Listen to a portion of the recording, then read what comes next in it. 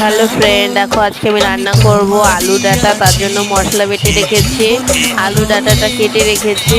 এদিকে কড়াই বসিয়ে দিয়েছি, তেলটা দেখো গরম হয়ে গেছে। একটু নাড়াচাড়া দিয়ে দিচ্ছি যাতে উপর দিয়ে না লেগে যায়, তার জন্য নাড়াচাড়া দেওয়ার পর দেখো আমি এখানে কেটে রাখা আলু ডাঁটা দিয়ে দিচ্ছি, দিয়ে একটু নাড়াচাড়া দিয়ে দিচ্ছি, হলুদ লবণ দেখো। আর এটা হচ্ছে গিয়ে বাড়ির ডাঁটা, অনেক সুন্দর সিদ্ধ হয় এটা।